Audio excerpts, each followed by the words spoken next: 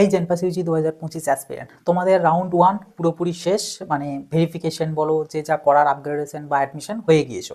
এবং তোমাদের রাউন্ড 1-এর যে অফিসিয়াল কাট অফ, মানে কোন কলেজে কোন ডিপার্টমেন্টে কত কি কাট অফ গেল, গভর্নমেন্টের কত গেল, এই যে কাট অফ ডাটা এটাও অলরেডি রিলিজ করে দেওয়া হয়েছে। যারা যারা কাট অফ এখনো চেক করো না, আমি এই ভিডিও ডেসক্রিপশন বক্স এবং ভিডিওর প্রথম পিন কমেন্টে আমি একটা পিডিএফ দিয়ে দেবো, পিডিএফে তোমরা পেয়ে যাবে। কালারিং করে দেওয়া আছে, গভর্নমেন্টগুলো একটা কালার করে দেওয়া আছে, যেগুলো অনেকটা সেমি গভর্নমেন্ট টাইপ বলা হয় তো সেগুলোকে একটা আলাদা কালার করা আছে, আর যেগুলো প্রাইভেট সেগুলোকে জাস্ট সিম্পলি ছেড়ে দেওয়া আছে। তো একদম প্রপারলি ভাবে অর্গানাইজ করে দেওয়া আছে। তো তোমরা যারা দেখোনি অতি অবশ্যই দেখে নিতে পারো বা পিডিএফটা ডাউনলোড করে নিতে পারো, ঠিক আছে। কিন্তু আজকের এই ভিডিওতে আমি তোমাদের সাথে শেয়ার করব যে কালকে যে তোমাদের রাউন্ড 2 এর যে অ্যালটমেন্ট রেজাল্ট আসবে, তো এই অ্যালটমেন্টের পর তোমাদের কি কি করতে হবে বা কি কি কন্ডিশন হবে, যেমনটা আমি ফার্স্ট রাউন্ডেও বলেছিলাম। অনেকে বলেছিলে যে দাদা রাউন্ড 2 এর ক্ষেত্রেও এরকম একটা ভিডিও বানাবে, তো আজকের ভিডিওটা হচ্ছে সেরকমই, ঠিক আছে। তো ভিডিওটা শেষ পর্যন্ত অতি অবশ্যই দেখবে, কোথাও মিস করে গেলে কিন্তু তুমি রাউন্ড 2 তে যে সিটটা পাবে সেটটা তোমার চলে যেতে পারে বা আরো বিভিন্ন রকম প্রবলেম কিন্তু আসতে পারে। তো অতি অবশ্যই শেষ পর্যন্ত দেখবে, ভিডিওটা প্রত্যেকের সাথে শেয়ার করে দেবে যাতে সবাই এই ইনফরমেশনগুলো পেতে পারে এবং নিজেরা অবগত হয়ে থাকতে পারে। চ্যানেলটাই নতুন হয়ে থাকলে সাবস্ক্রাইব করে নোটিফিকেশনটি ক্লিক করে অলেতে সেট করে রাখবে, যাতে ভবিষ্যতে এরকম আরো আপডেট একদমই মিস না হয়। আর কোনো ডাউট কোনো কোয়ারিজ থেকে থাকলে সেটা কমেন্ট বক্স খোলা আছে, কমেন্ট বক্সে লিখে জানাবে। দেখো, প্রথম যেটা বিষয় তোমাদেরকে আগে জানতে হবে যে রাউন্ড 2 তে কারা কারা এসেছো বা কাদের কাদের রাউন্ড 2 তে অ্যালটমেন্ট আসতে পারে। ফার্স্ট, যারা রাউন্ড 1-এ কোনো সিট পাওনি তারা রাউন্ড 2 তে এসেছো, মানে কালকে সিট আসতে পারে। সেকেন্ডলি, যারা রাউন্ড 1-এ সিট পেয়েছিলে কিন্তু আপগ্রেডেশন এসেছিলে তারা, এই দুটো ক্যাটাগরির ক্যান্ডিডেটরাই কিন্তু একমাত্র রাউন্ড 2 এর জন্য এলিজিবল হয়েছো বা কালকে তোমরা সিট অ্যালটমেন্ট দেখবে। বাকি যারা পার্টিসিপেট করনি রাউন্ড 1-এতে তারা রাউন্ড 2-তে আর কোনো সম্ভাবনা নেই। আর যারা রাউন্ড 1-এতে অ্যাডমিশন হয়ে গিয়েছো তাদের সাথেও আর রাউন্ড 2 এর কোনো সম্পর্ক নেই। একমাত্র দুটো টাইপস, একটা হচ্ছে যারা রাউন্ড 1-এ সিট পাওনি তারা, আর যারা রাউন্ড 1-এতে কলেজে গিয়ে সাকসেসফুলি ভেরিফিকেশন করিয়ে আপগ্রেডেশন করেছো তারা। এই দু টাইপের ক্যান্ডিডেট কিন্তু রাউন্ড 2-তে তোমরা এসেছো, ঠিক আছে। এছাড়া প্রথমেই তোমাদের একটা কনফিউশন বা ডাউটস ক্লিয়ার করে দিই, সেটা হচ্ছে যারা যারা রাউন্ড 2-তে এসেছো তাদের মধ্যে কেউই, মানে সেটা তুমি আপগ্রেডেশন করে রাউন্ড 2-তে আসো বা রাউন্ড 1-এর সিট না পেয়ে রাউন্ড 2-তে আসো, যেটাই হোক না কেন, তোমরা কোনোভাবেই কিন্তু নতুন করে তোমাদের চয়েস ফিলিং লিস্ট বা চয়েস ফিলিং যে লিস্টে যেটা সাজিয়েছিলে সেগুলোর মধ্যে ইন্টারচেঞ্জ বা নতুন কলেজ অ্যাড, মানে চয়েস ফিলিং লিস্টে তোমরা কোনোভাবেই কোনো কিছু আর চেঞ্জেস করতে পারবে না। এটা হচ্ছে সর্বপ্রথম জিনিস, যে কোনো চয়েস ফিলিং লিস্টে চেঞ্জেস হবে না। যা তোমরা রাউন্ড 1-এ করেছিলে সেটাই অ্যাজ ইট ইজ, সেটা ক্যারি ফরওয়ার্ড হয়ে রাউন্ড 2-তে কিন্তু চলে আসবে। তো এবার হচ্ছে তোমাদেরকে কি করণীয়, দেখো ফার্স্ট অফ অল যেটা, সেটা হচ্ছে রাউন্ড 1-এতে যারা সিট পাও, মানে প্রথমত তো হচ্ছে আগামীকালকে যখন রেজাল্ট দেবে তখন চেক করবে যে কি এলো রেজাল্টে। যারা রাউন্ড 1-এ সিট পাওনি, হতে পারে তোমরা এগেন সিট পাওনি রাউন্ড 2-তেও, তোমরা কি করবে, আর কিচ্ছু করার নেই, তোমাদের জেনপাস ইউজি 2025-এর জার্নি শেষ। এবার তুমি যদি ভর্তি হতে চাও এই একাডেমিক সিজনে, তোমাকে কোনো প্রাইভেট কলেজে ডাইরেক্ট অ্যাডমিশন হতে হবে, আদারওয়াইজ নেক্সট ইয়ারের জন্য প্রিপারেশন নিতে হবে। যারা রাউন্ড 2-তেও অ্যালটমেন্ট পাবে না তারা, যারা রাউন্ড 1-এতে সিট পাওনি কিন্তু রাউন্ড 2-তে সিট পেলে তাদেরকে কি করতে হবে, তাদেরকে ফার্স্ট অফ অল হচ্ছে তোমাদেরকে 1000 টাকা একটা পে করতে হবে, যেটা সিট অ্যাকসেপ্টেন্স ফি। এবং সেই পে করার পর লেটারটা ডাউনলোড করবে, লেটারটা ডাউনলোড করে 29 তারিখের মধ্যে ওই কলেজে ফিজিক্যালি সমস্ত ডকুমেন্টস সাথে ওই কলেজের অ্যাডমিশন যে ফিজ আছে সব কিছু নিয়ে পরে ভর্তির জন্য যাবে। আর যদি রাউন্ড 2-তে যেটা পেলে, মানে রাউন্ড 1-এ তো ধরো পাওনি কিন্তু রাউন্ড 2-তে পেলে, কিন্তু দেখছো যেটা পেয়েছো তুমি সেটাতে স্যাটিসফাইড নও, তুমি চাইছো অন্য কোনো কলেজে ডাইরেক্ট অ্যাডমিশন হতে বা নেক্সট ইয়ারের জন্য পড়তে, তাহলে কোনো 1000 টাকা পে করার দরকার নেই, কিচ্ছু করতে হবে না, ছেড়ে দেবে। জাস্ট চেক করলে দেখলে যে হ্যাঁ এই কলেজটা এসছে, তুমি স্যাটিসফাইড নও, কিচ্ছু করতে হবে না, বেরিয়ে চলে যাবে, ওকে, কোনো পে করতে হবে না। কিন্তু যদি ওটাতে ভর্তি হতে চাও তাহলে তোমাকে 1000 টাকা পে করতে হবে। পে করে লেটার ডাউনলোড করে 29 তারিখ, আবারও বলছি 29 তারিখের মধ্যে কিন্তু গিয়ে তোমাদেরকে অ্যাডমিশনটা হতে হবে, ঠিক আছে। তো এটা গেল আমাদের ওই সব ক্যান্ডিডেটদের। এবার আসবো হচ্ছে যারা রাউন্ড 1-এর সিট পেয়েছিলে এবং তোমরা আপগ্রেডেশনের জন্য এসেছো, 1000 টাকা দিয়ে পে করে পরে এসেছো, তোমরা কলেজে গিয়ে ভেরিফিকেশন করিয়ে আপগ্রেডেশন করিয়ে রাউন্ড 2-তে সাকসেসফুলি এসেছো। তোমাদের কন্ডিশন দেখো, তোমাদের দুটো কেস হতে পারে। কি দুটো কেস, একটা হচ্ছে ফার্স্ট, তুমি যে কলেজটা পেয়েছিলে সেটার থেকে উপরের দিকে যে কোনো একটা কলেজ তুমি পেয়েছো, অর্থাৎ নতুন কোনো অ্যালটমেন্ট এসেছে, এটা একটা কন্ডিশন হতে পারে। আর একটা কন্ডিশন হতে পারে তোমার নতুন কোনো কলেজ আসেনি, তুমি যেটা পেয়েছিলে সেটাই পেয়েছো। কারণ আপগ্রেডেশনের রুলসই তো ছিল ওটা, যে যদি নতুন, মানে তোমার দুটো পসিবিলিটি থাকতো, একটা নতুন কলেজ আসতে পারতো, যদি নতুন না আসে সেক্ষেত্রে পুরোনোটাই ফেরত পাবে, দুটোই কন্ডিশন ছিল, তো ওই দুটো কন্ডিশন। এবার হচ্ছে ফার্স্ট যেটা জিনিস, তোমার যেটাই হোক না কেন, মানে নতুন পাও অথবা পুরোনোটাই ফেরত পাও, যেটাই হোক না কেন তোমাকে আর 1000 টাকা পে করতে হবে না। ফার্স্ট জিনিস হচ্ছে এটা।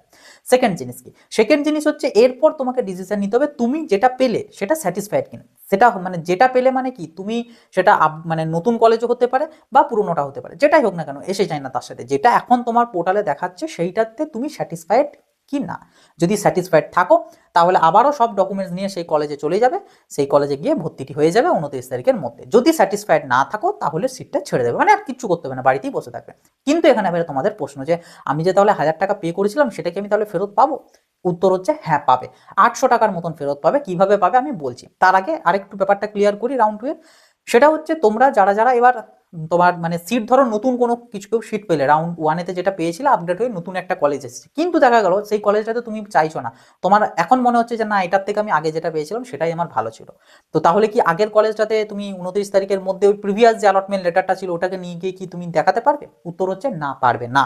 কারণ আপগ্রেডেশনের রুলস হিসাবে ছিল যে নতুন যদি কোনো কলেজ আসে তাহলে পুরোনোটাতে তুমি আর ব্যাক করতে পারবে না, কাজেই ওটা আর কোনোভাবেই পসিবল কিন্তু নয়। এখন তোমার যেটা এসেছে তোমাকে হয় সেটা নিতে হবে, আদারওয়াইজ তোমাকে ছেড়ে দিতে হবে, দুটোর যে কোনো একটা, প্রিভিয়াসটাতে আর ব্যাক করতে পারবে না। আর একটা জিনিস সেটা হচ্ছে যাদের কলেজ সেমই রয়েছে, মানে রাউন্ড 1-এ যা ছিল রাউন্ড 2-তেও এগেন সেটাই এসছে, তোমাদেরকেও কিন্তু সিট অ্যালটমেন্ট লেটার আবারও নতুন করে ডাউনলোড করতে হবে, শুধু পে করতে হবে না। দেখবে সাইডে সিট অ্যালটমেন্ট লেটার বলে অপশনস থাকবে, ওটাই ক্লিক করে লেটারটা ডাউনলোড করবে। কারণ কি, তোমরা বলতেই পারো যে পে যেহেতু করতে হচ্ছে না আবার কেন করবো, এটাই হচ্ছে কারণ ফার্স্ট রাউন্ডের ক্ষেত্রেও তোমার অ্যালটমেন্ট লেটারে রাউন্ড 1 লেখা ছিল, এখন সেটা রাউন্ড 2 লেখা থাকবে। রাউন্ড 1 যেটা লেখা ওটা এখন আর ভ্যালিড নয়, জানি তোমার কলেজ সেম, কিন্তু তা সত্ত্বেও ওটার ভ্যালিড কিন্তু নয়। এখন তোমাকে রাউন্ড 2 এর জন্য নতুন করে বানাতে হবে, মানে ওটা ডাউনলোড করতে হবে, কিন্তু পে করতে হবে না। পেটা একমাত্র তাদেরকেই করতে হবে যারা রাউন্ড 1-এতে কোনো পে করেনি এবং মানে সিট পায়নি এবং রাউন্ড 2-তে সিট পেয়েছে, তাদের জন্য শুধুমাত্র। এই হচ্ছে ব্যাপার, ঠিক আছে।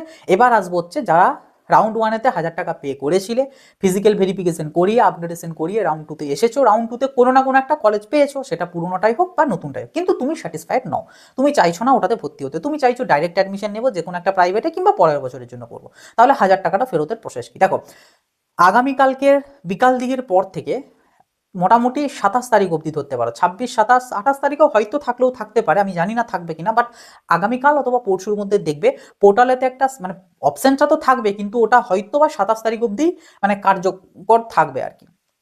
সেটা কি, সেটা হচ্ছে তোমাদের ওখানে দেখবে একটা সিট উইথড্রয়াল বলে একটা সেকশন পাবে, মানে সাইডে, একদম সাইডে, বাঁদিকে সাইডে যেখানে তোমরা অ্যালটমেন্ট লেটার দেখছো আর কি, রেজাল্ট দেখছো, তার নিচে মানে একদম হোম পেজেতে, ঠিক আছে, মানে সিট অ্যালটমেন্ট রেজাল্টে ক্লিক করার পর যে জায়গাগুলো আছে ওখানটা না, তার আগেই ওই সাইডে দেখবে সিট উইথড্রয়াল বলে একটা সেকশন পাবে, ওইখানেতে ক্লিক করে তোমাদেরকে ওখানে দেখবে কয়েকটা জিনিস সিলেক্ট করতে হবে, সিট উইথড্র করছো বলে ইয়েস পিএস ক্লিক করতে হবে, এগ্রি এই সমস্ত করতে হবে। আরেকটা বোধহয় ব্যাংকের একটা ফার্স্ট পেজের বোধহয় আপলোড করতে হবে তোমাদেরকে, ব্যাংকের ফার্স্ট পেজ হয়তো আপলোড করতে হতে পারে, আদারওয়াইজ নাও আপলোড করতে হতে পারে, এখনো তো বুঝতে পারছি না কারণ পোর্টাল তো এখনো খুলেনি বা অপশনস আসেনি, কাজেই জানি না, তবে ওই রকম মানে কিছু একটা থাকে, ঠিক আছে। হয় ব্যাংকের অ্যাকাউন্ট আপলোড করতে হবে, তা না হলে করতে হবে না, জাস্ট তোমাকে এখানে একটা ডিক্লারেশন টাইপ একটা চেকবক্স থাকবে, কিছু ইয়েস বা এগ্রি টাইপ ক্লিক করতে হবে, সেটা করে পরে তোমাকে কিন্তু সাবমিট করে দিতে হবে ওখানে, ঠিক আছে। তাহলেই দেখবে একটা মেসেজ পেয়ে যাবে যে হ্যাঁ তোমার সিট সাকসেসফুলি উইথড্রয়াল বা রিকোয়েস্ট সাবমিটেড এরকম সামথিং বলে লেখা থাকবে, সাইডে একটা লেটার টাইপেরও পাবে, ওটাকে ডাউনলোড করে রেখে দেবে, বাস।